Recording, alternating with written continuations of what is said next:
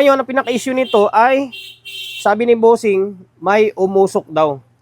Okay, may umusok. Ito siya, oh, kabilang side. Ano? Shockwave SWA-15. Bakit ang dami kong gawang Shockwave na SWA-15, no? And all the way from Bicol. Oh, alam ko galing Bicol ito eh. Yan, shout out, and then maraming salamat sa may-ari nito na pinagkatiwalaan tayo na gawin yung unit nila.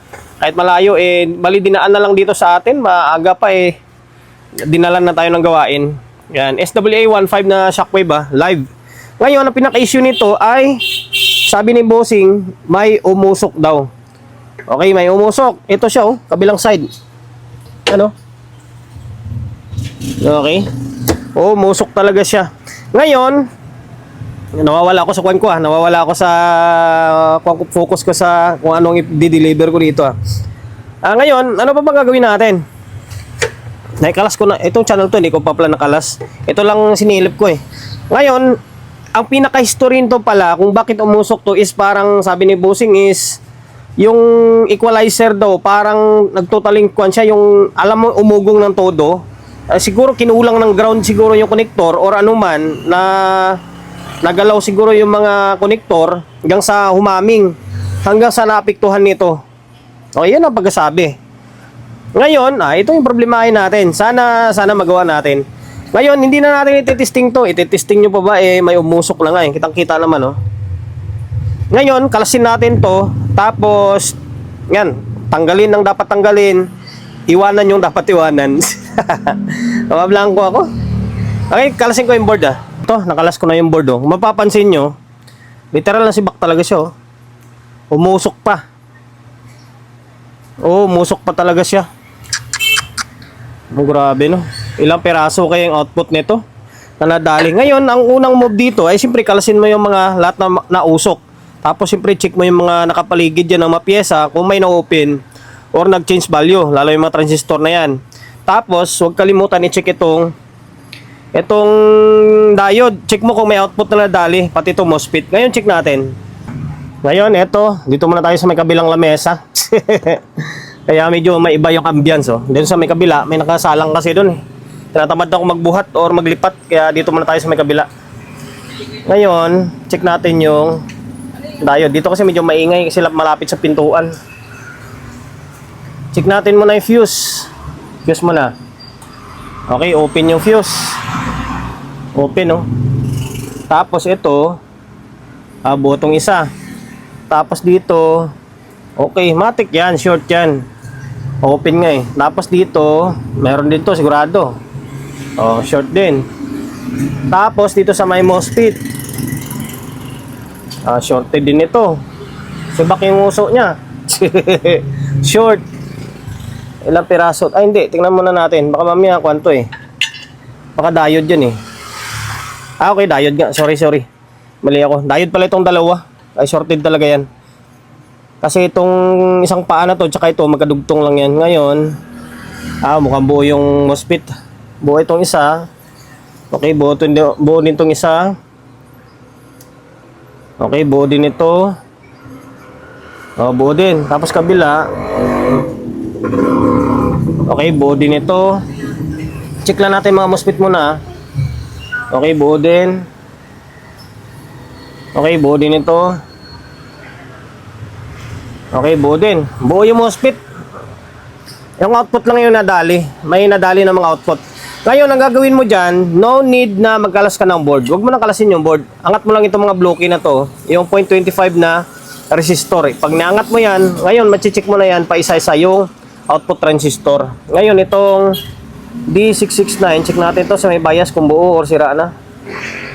Ang buo naman. Okay, angat ko itong mga blocky. Tapos, tanggalin ko yung mga nasunog na parts. Nakakalas na natin yung mga... Ay, hindi pa kinalas. Inangat natin yung kabilang side ng paa ng emitter na resistor. Okay? Ngayon, confirm may sira na output. Dito sa may kabilang side, parang 2 or 3. Ito, confirm talaga itong nasira. Ito. Yan natin, tester natin. Hindi na sa kanya kasi test prod to. Nabali yung test prod ng tester ni pare. Eto, pansinin nyo. Ngayon shorted yan, oh. The rest niyan, buo na yan. Buo na to dito. Buo na to. Ito yung sa may drive niya, sira to eh. Short to. Tapos ito, akala ko kanina shorted to. Kaso mukhang buo na, parang sira din. Kailangan iangat na lang to. Kasi itong FR na 107 sira to, short to. Oh. Nasisira pa naman to. FR 107 to. Fast recovery na 107. Ganyan no, sira oh. Ayan, ito siya. Tapos sa may kabilang side, ilan to? 1, 2, 3. Tatlo. Tapos dito sa may kabilang side ay isa lang. Parang isa lang nakita ko dito eh. Ito to. Ito. Ayan, shortage siya oh. And the rest nito is parang buo naman ah. Kahit itong drive niya, ito, mukhang buo to. Okay, ito lang isa. Ito to, yung maikis na to. Ngayon, kakalasin ko to. Kalasin natin lahat ng mga sira, pati itong drive. Tapos itong mga nasunog pa pala na parts, hindi natin na natanggal pa. Tapos balik natin yung mga bloke. And then, check nyo yung mga bloke na to. Check nyo kasi minsan na-open to eh. Check natin to. Okay, buo to. Tapos yung isa, check ko na lang yan sa may kabilang side ah. Kinalas ko pati yung channel to kasi may mga resistor na nasunog na hindi ko na makita yung value. Kaya kailangan natin kumuha ng ideya dito sa may kabila. Hindi pa naman natin kabisado to eh.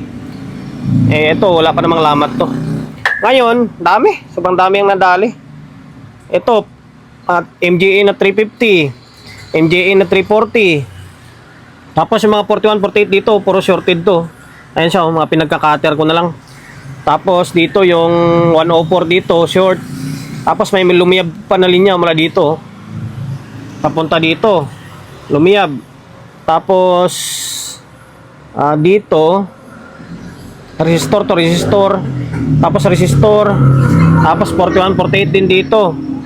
Tapos ito yung nabiyak na transistor eh. A92 yata to. A92. A92, 42 yata to. 42 yata kapares nito. Tapos ano pa ba? Itong FR 107. Tapos dito sira din to. Sira dito, tatlo talaga para sa kabila. Dito sa kabilang side ang mas maraming tinamaan. Tapos ano pa ba? Ito yung 4744, yung 15 volts. Short din to dito. Yung isa buo.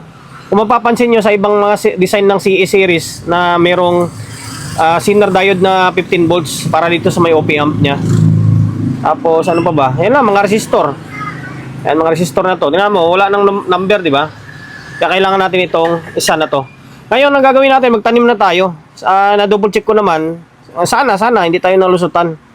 Mamaya, malaman natin yan kapag nataniman na natin ng mga parts na nasunog. Okay, yun lang.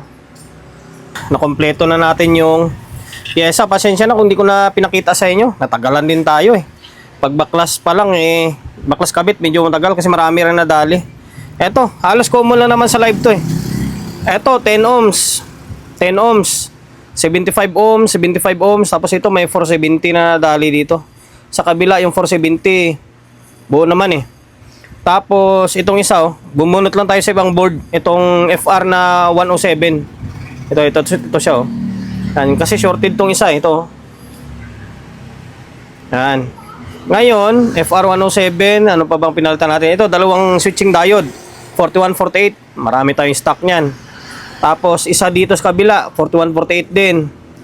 Tapos ito, 4744 ito. 15 volts na Zener diode ito. Nag-short to eh. Tapos ito lang yung pinalitan natin, parang isang transistor lang yata. Yan, A42. Tapos ano pa ang pinapalitan natin? Okay. Ito. 104 ito eh. Yan, pinalitan natin ito. Bunot lang din to, 104. Tapos ito, MGA na 340, 350. Ayan, tapos ano pa ba? Ito, output. Pinalitan natin to. 1, 2, 3, tapos 4. Okay, ngayon, check natin yung kumpara ko naman sa kabila. Parang okay na. Sana wala na problema. Ngayon, i-check natin yung fast recovery diode kung may kung may shorted pa. Okay, wala na oh. Tingnan nyo yung tester, malayo lang. Malayo nakaupo ako kasi masakit yung binti ko. Okay, ayun, oh. Oh, halos wala na. Tapos, kumpara natin dito sa may kabila kung parehas sila. Ay, pumalo dito. Ay, na-open pala yung isang fuse dyan eh. Kaya pala may puwan. Ang walang palo. Dapat ganyan siya, oh. Palitan pala muna natin tong fuse dito. Na-open pala yung isang fuse dyan. Nagpalit na tayo ng fuse. Wala tayong ceramic na fuse. Ceramic kasi ito eh. Ito, glass fuse ito. Wala tayong pamalit ng ceramic ngayon. Glass fuse lang, pwede na yan.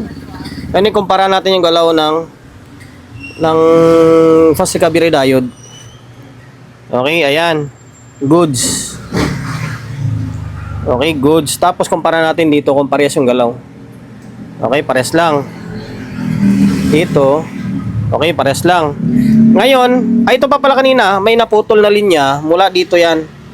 Mula dito, yung pula na wire na to, mula dito papunta yan dito. Nag-jump na lang tayo kasi lumiyab yan eh. Okay, ngayon balik natin to sa may casing. Tingnan natin kung sana maging okay na siya. Ibalik ko na yung dalawang board. Tapos tinisting ko na ito. Tinisting ko sa i-plug. Normal naman na, wala naman na umusok. Kaso, nakailaw kanina yung green. Nakasignal siya dito. Ayan, ngayon pinalta natin itong 5532 niya. Ito siya. GRC na 5532. Doon galing yan, tinanggal natin. Ngayon pinalta natin yung bago na yan. Yan siya, may bakat pa ng rugby oh. Yan, dito yung kadugtong yan. Ano yun? Ito siya. Na pinalta natin. Ngayon, ito magiging kalabasan. O natin. Ay, may bulb natin. Single bulb tayo. Kasi dito tayo sa kabilang lamesa. Yan kasi pang-integrated ko lang sana yan eh. Although, pwede na rin. Naka-normal na siya. Kanina, naka-green nito. Umiilaw itong green, no? Naka-signal. Tapos yung parang fault, naka-fault dyan, no? Ngayon, wala na. Normal na siya. Maring tinamaan din yung kanon. Maring tinamaan yung GRC na 5532 kasi nasira nga yung 15 volts na regulator eh. Ngayon, check natin yung bias niya. Yung bias. Okay, parang kuha na, okay na. Kaso walang bias na lumalabas. Baka nasira naman yung trimmer nito. Walang bias eh, no? Kahit dito, kahit sa kabila, wala rin eh. Pero dito sa may final niya, meron dito. Meron dito, yun. Ito sa may drive. Tapos dito. Mataas, no? Dito. Kailangan parehas, ha. Check natin. Para mataas dito sa kabila. Yan, no? Mamaya sisibakin niya yung kwan. Parang mataas talaga dito ah.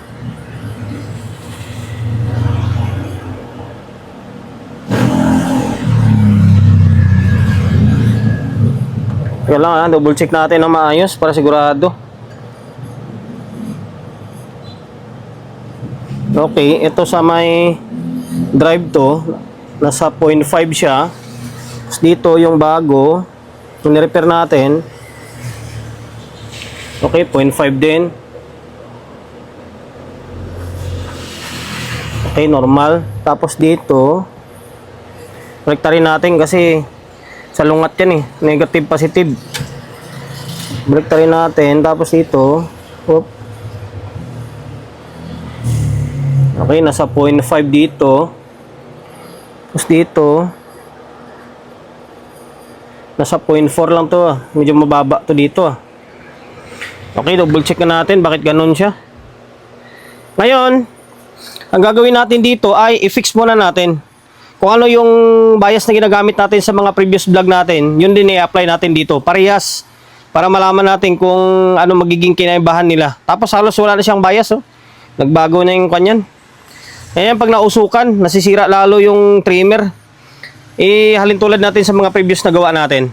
Nag-fix bias na ako. Ang gagawin mo lang naman, katulad sa mga previous vlog natin, kakatirin mo lang naman yan eh. Kakatirin mo, tapos, ayan, putulin mo yan. Ang gamit natin dito is 2680. Katulad sa may previous vlog natin sa may ganito din, live na SWA15 din. Ayan, tapos gilid-gilid lang ha. Gilid-gilid lang, tandaan nyo. 2K tapos 680. Ayan, 2K tapos 680.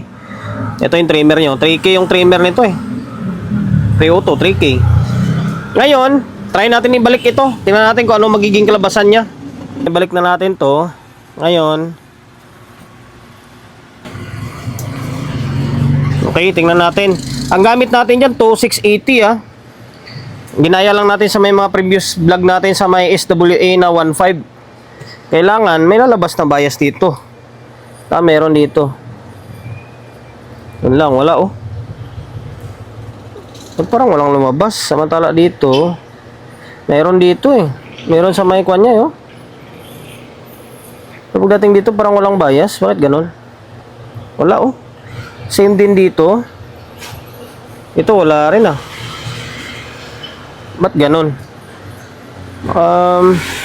Ibig sabihin, maaaring may problema pa itong channel 1. Tama ba? Ang gagawin natin, unahin natin to. Pwede natin i-fix bias itong isa. Kasi good naman ito eh. Yung bias lang may problema nito eh. Yung trimmer lang, sobrang baba. Gawin natin, i-fix natin to. Tapos, ikumpara natin kung may problema nga ba talaga itong channel 1 pa. Bira na yan. Na-i-fix bias ko na rin to. Ayan. Magkaiba lang yung kulay nito. Kasi ubusan ako ng ganyan no. Yung ganyang kulay na 680. Yan, 2,680 ohms. Ngayon, ibabalik ko ito. Tingnan natin kung ano magiging kalabasan. Magno-normal ba siya? Or aangat ba yung bias niya? Or ano ba mangyari? Yung mahirap ah. Kaya lang.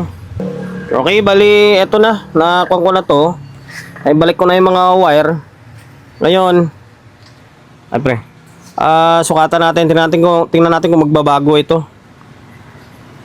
Kung tataas, kapag tumaas yung bias dito, yung dito is hindi. Ibig sabihin may problema yan. May problema itong channel ba? Hindi pa rin natin siya nahuli kumbaga. Ngayon,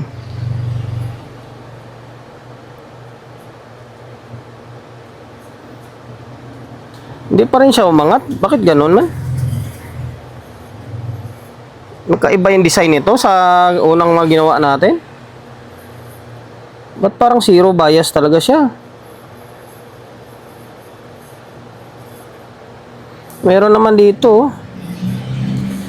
Pero bakit doon sa may final niya, sa final OPT, walang bias? Dito kasi ako duda oh. Ito, pansinin nyo. Nasa 0.4 lang siya oh. Yung eto, sa may nirepair natin, nasa 0.4 at medyo mataas siya konti. Diba? Mataas siya. Compare mo dito, medyo mababa ito eh. Nasa 0.4 against dito, magkulang-kulang 0.5. Double check siguro muna natin to. Tapos, ang pinagtataka ko, bakit zero bias?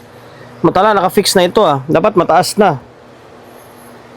Ulitin nga natin. Bakit ganun? Pati ako na na. Wala talaga siya as in, no?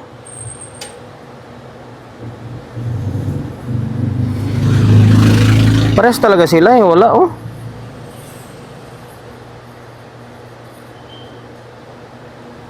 Bakit ganun? Ikon ko nga muna ito. Ano tawag dito? Babaklasin natin ulit to. Itong dalawa. Hahanapin ko. Ikukumpara ko ano ang pinagkaiba. Na-check ko na halos lahat. Wala naman ako nakitang problema. Halos same naman sa may kabilang side eh. Nagtataka nga lang ako bakit hindi umaangat yung bias niya. Kahit yung isa na to. Ngayon, balik na natin. Tingin ko okay na ito eh. Ito, binalik ko na yung dalawang board tapos naglagay ako ng speaker. Dito tayo sa may binding post naglagay. Tingnan natin kung tama. Okay, tama naman. Kaso may problema. Kung siya yung tipong yung channel 1, basag talaga yung tunog niya. Tapos kapag binovolume mo, yung channel 2, sabay, parang umuugong yung channel 1. Ito yata yung sabi ni Bossing na parang may umuugong eh. Hanggang sa nasira. Yan, una, maganda siya. Hanggang sa malulusaw oh. Tapos ito yung channel 2. Pansinin nyo, pag tinasan ko yung volume, sasabay yung channel 1. Okay, baka wag lang tayo makapiright. Ano? Ano, sumasabay oh. Hanggang sa mag-protect na siya. Yung ilaw na signal. Baka problema nito, baka sa OP amp niya eh. Ay, sa may input buffer. Ano? Sumasabay.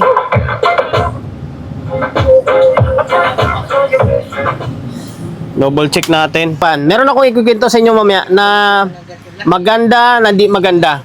Okay? Ba kanina walang bias to dito. Halos ayaw umangat yung bias. Ngayon parehas na to may bias. And then nalulusaw yung tunog. Nalulusaw yung tunog niya. Naging normal na eh. Dito, ang nangyari, yung itong board na to, sinalpak ko sana to dito. Ito, kukwento ko lang muna. Salpak ko sana muna dito. Ngayon, ang nangyari, nagkabaliktad ako. Nakabaliktad ako ng wire. Ngayon, naka 220 ako pala. Nakalimutan ko na i-bulb. Naka 220 ako. Ngayon, lagapak. Ngayon, pag silip ko dun sa ilalim, may mga sunog pala dun sa ilalim din eh. Bukod dun sa nagkabaliktad ako, may mga sunog din. Mamaya, ipakita ko sa inyo yan. Tapos ito, yung thermistor dito, biyak to pala.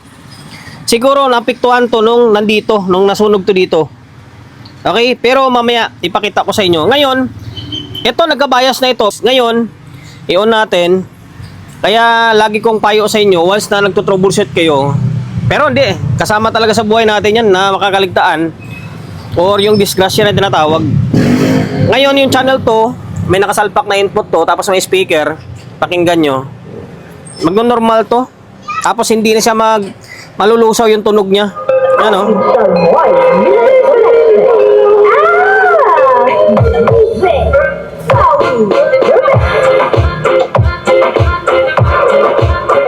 Makaka-copyright pa ako, o, di ba? Kanina niyan, nalulusaw yan. Napaganda pa, nahuli ko pa yung sira niya dahil nabaliktad ko. Pwede naman siya pagbaliktarin, kaso lang, na imbis na positive, ay yung positive na to, nailagay ko dito sa negative. Yun, lagapak. And then, dun ko nalaman na may problema din para sa ilalim. Tapos magpapalit pa tayo dito. Yung fixed bias natin, naging normal na yan. Okay, tanggalan ko ng tanggalan ko muna ng speaker and then input. Dalawang channel naging normal na. Nabuo na tuloy. Nabuo na. Minsan nagiging napaganda pa. Minsan maganda ngayong talagang sunog, may nakikita kang sunog eh. Bias niya oh. Normal oh. 'Di ba? Nasa 0.3. Wala tayong yan pa rin yung biasing ko ah. Oh. Natago pa rin diyan. Tapos itong isang channel oh, bansinin niyo, may bias pa rin siya oh. Diba? Parehas lang oh. Diba? And then ito pala guys yung isa pala dito na thermistor pinalitan natin. Medyo mahirap eh. Yan ito to. Yung biak, ito siya oh. 10D25 ito. Focus. Yan, 10D25. Biak ito. Pinalitan natin ito to. Ito yung pinalitan natin oh. Yung iba niyan okay pa naman eh. Ito lang talaga yung nabiak oh. Yan, pinalitan natin. 10D25 na thermistor. Ngayon, ibalik natin to. Ito, naglagay na tayo ng speaker. Yung kinabit ko na speaker is yung dalawang mid niya, no? Kaso walang high yan. Iniram ng kumpare ko yung driver unit na high. Ng high. Okay, ngayon, challenge ako ng todo ng unit na to. Ngayon, ito, hindi na to nalulusaw ha. Ito todo ko yung channel 1 ha.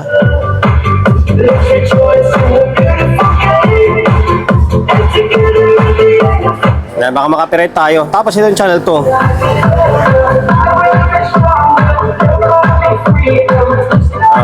Ang layo ng kanina, nung sa una natin is nalulusaw siya eh. Yung, alam mo yung tumutunog siya, tapos maya maya nalulusaw.